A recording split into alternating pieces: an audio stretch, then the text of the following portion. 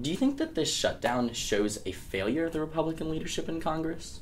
I think it shows a failure of Washington, D.C. and both parties to come together to find a resolution to keep our government open and moving forward. I think that we're likely to get an outcome where there is some resolution here. But I think what it shows is that there are very deeply felt feelings on both sides of the aisle when it comes to obviously Obamacare, which is at the center of the debate over the continuing resolution debt and how we deal with not only raising our debt limit, but how do we come to terms with racking up so much debt and try to get that under control. So what I would say is I think it reflects strong feelings on both sides and an inability so far for the two sides to come together to find a resolution. But that is the nature of divided government. I think this is the 53rd shutdown of a government because of division, whether it's Republicans in the White House, Democrats in Congress, Democrats in the White House, Republicans in Congress.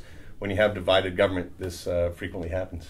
Do you think that, though, this was the intention of Republican leadership in Congress to lead to a shutdown, or was this actually a revolution within the Republican Party against the leadership like Speaker Boehner and Minority Leader McConnell? I think people were hoping to avoid a shutdown, and I think people want to get the government up and running again. The question is how, and there are obviously very clear differences of opinion as to how you best do that. I think there may have been tactically a miscalculation by some thinking that if that this was an approach that would result in the defunding of Obamacare.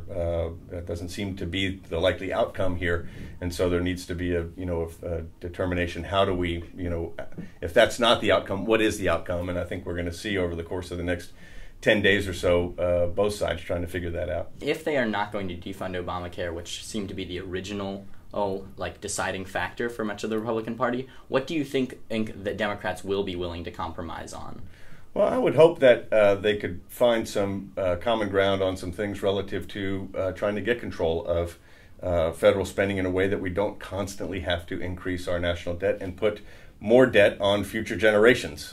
People coming through the University of Chicago now, and people like my daughter who went on a tour of the school today, shouldn't have massive amounts of debt put on them. It's going to hinder their ability to enjoy the benefits of economic growth in the future. And so hopefully you could come together and find some ways to maybe look at entitlement reforms. Both sides, Democrats and Republicans, have talked about entitlement reforms in the past. President Obama has talked about what's called chain CPI, which would adjust the way automatic increases in federal benefits are calculated in a way that I think more closely reflects economic reality and would save taxpayers and the federal government a lot of money over time.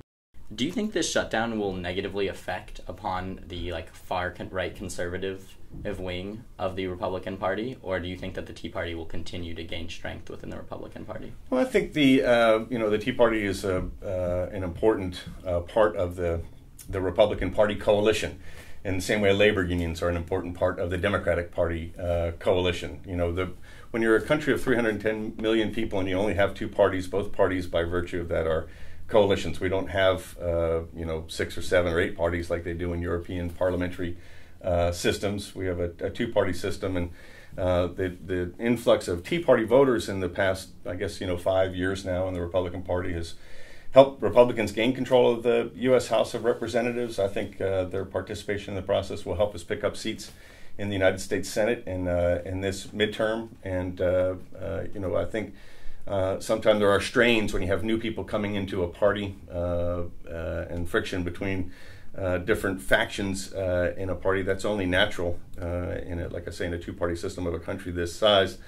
But I would also say growing pains are better than shrinking pains, and it's better that Tea Party voters are coming into the Republican Party, making it possible to win control of the House of Representatives in 2010, and also a majority of state legislatures around the country and governorships as well. How do you think the shutdown will reflect upon the Republican on either party at midterm elections?